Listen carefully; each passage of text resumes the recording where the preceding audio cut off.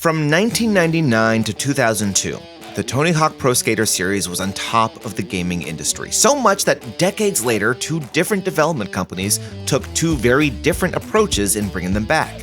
The question is, who did it right? It's a series that skyrocketed skateboarding to the zeitgeist and made a household name out of its biggest star, Tony Hawk. It's also the reason I wear a helmet and knee pads.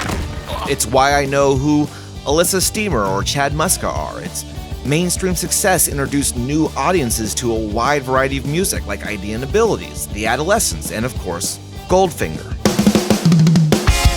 While the Birdman and Activision continued attempts throughout the years, nothing has ever truly topped the experience of bombing along Alcatraz quite like the first 4 games. However, the hunger for nostalgia, as Vicarious Visions studio head Jen O'Neill so eloquently put it, has kept the game in the beating hearts of gamers everywhere. And now, all 4 games have been remastered and been made available to the world. Upon the release and success of Tony Hawk's Pro Skater 1 and 2, it seemed like a done deal that 3 and 4 were not far behind. Less obvious was that the second remake would be done by a different studio. See, Vicarious Visions, known for making high-quality remasters like Crash Bandicoot and Insane Trilogy, developed the first game in 2020. While they were slated to do 3 and 4, Activision decided to fold them into Blizzard as a support studio working primarily on Call of Duty games and helping out with Diablo. Eventually, the project restarted, with the reins being handed to Iron Galaxy, leading to the most recent release of 3 and 4. Despite essentially sharing the same source material, including the same game engine foundation, the two studios had different approaches on what to preserve, enhance, and change. Tony Hawk was consulted on both games and maintained his involvement throughout, and so far, both games have been critically praised. But the philosophies on approaching the remaster seem to differ pretty heavily. One hewing extremely close to the original series, and one reimagining the old games for more modern audiences. Let's break down how each studio tackled the task. I don't think that anyone could argue that the people behind Vicarious Visions were fans first and foremost. Tony Hawk's Pro Skater 1 and 2 maintained a deep respect for the original game's content. As Jen O'Neill confirmed, every single level from those original 2 games is included, including all the secret levels. We didn't want to leave anything out. From Warehouse to Skate Heaven, everything from the level geometry to the objectives remained intact, just with a fresh coat of paint. They knew players' muscle memory had to translate perfectly, with many reviewers noting how spot on the gameplay feel was. Personally, I remember picking it up myself, and it's true, my hands moved into place, grinding around the park of New York City as if I was back renting the game from Blockbuster. That's not to say there weren't some quality of life improvements. They added later game mechanics like the revert introduced in the third entry, as well as spine transfers and manuals into all of the levels. According to O'Neill, as soon as you hit the bottom of the ramp, your right finger wants to hit that trigger and do that revert, and without it, it felt like something was missing. It was more about how fans remembered Tony Hawk versus how the game actually played. A difficult balance when going for authenticity, but one that many believed Vicarious Visions pulled off. One thing they tried to keep completely faithful to the original, however, was a soundtrack, keeping as many songs from 1 and 2 as possible. Licensing is a huge hurdle in the gaming industry. See why it took so long to get GoldenEye back as a perfect example. But minus a few songs, nearly the entire soundtrack was kept, rounded out by just a handful of new artists. Even many of the skaters from the original were rescanned to update the in-game models and join new additions like Aori Nishimura and Lizzie Armanto, which, by the way, nice to see more than one female on the roster as well. Overall, it felt like a celebration of the original game, perfectly mimicking the classics and only adding a few features to enhance what was already there. If the goal was to make it feel like Neversoft themselves, in their prime, made the game, then Vicarious Visions' vision certainly paid off. Tony Hawk's Pro Skater 1 and 2 was a commercial and critical hit, with Tony Hawk himself giving it a gold medal for nailing the authenticity. The bar was set, but was it the right approach? Is it enough to just give fans the original games? It's possible not everyone agreed. Jean-Luc Godard once said, "It's not where you take things from, it's where you take them to." Granted, I understand how pompous quoting the pioneer of French New Wave cinema in a video about skateboarding video games makes me sound, but it's that idea about inspiration and remixing that makes me think about Iron Galaxy's approach to Tony Hawk Pro Skaters 3 and 4. Now, they arguably had a tougher task ahead. They needed to capture the same spark that the first remake did, while also having to combine two titles that differed from each other far more than 1 and 2 did. Pro Skater 3 played similarly to 1 and 2 with its 2-minute goal-based time limit, but upon its release, 4 broke away by offering a free roam career mode that involved picking up tasks.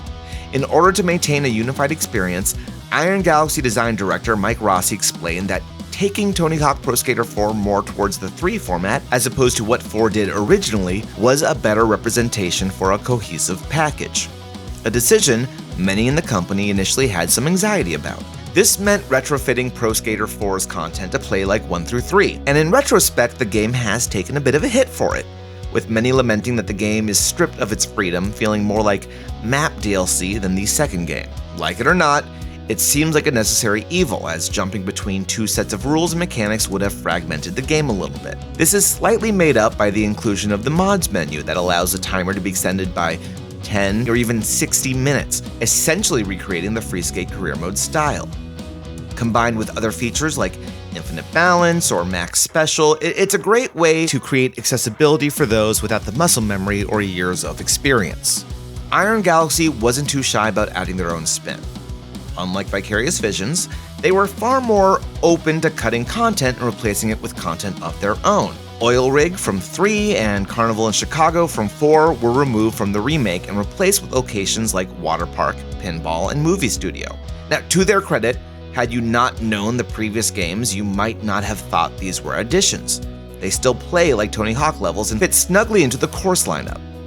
Another big change from the originals is the soundtrack.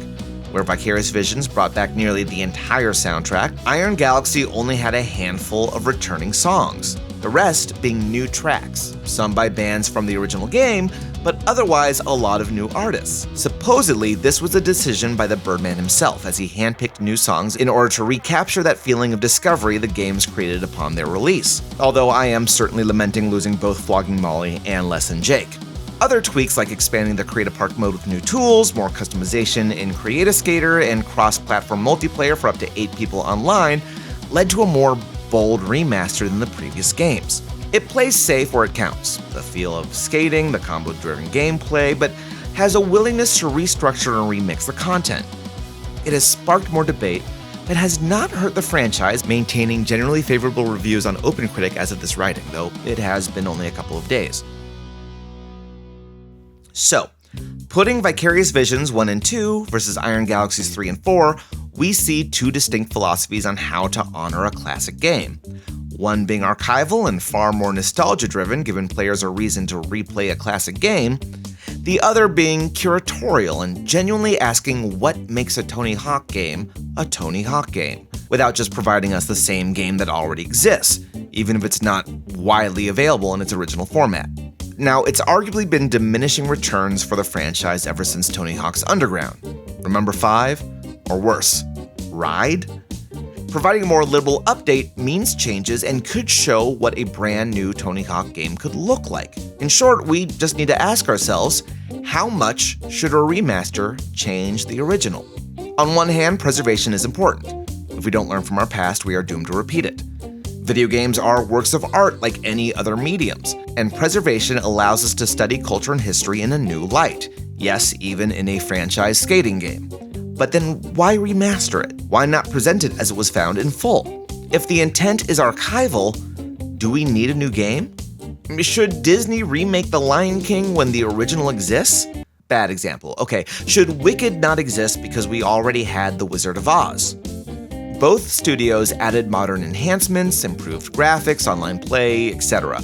But when it came down to the actual design, Vicarious Visions was non-disruptive, while Iron Galaxy worked to fit the design into the new package.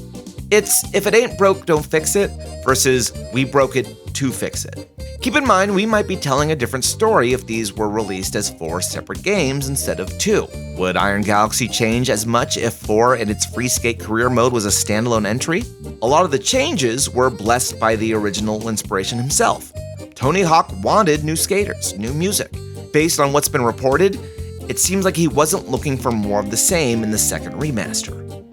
Iron Galaxy also probably wanted to prove themselves as they pitched the idea of adding new levels from the start. Again, this would have been a very different story had those levels stuck out like a sore thumb. Luckily, they fit in well. So did one approach work better than the other? Is it better to stay true to the original vision or remix it for a new generation of gameplay? I'm not sure I'm here to answer that question, but instead start that conversation.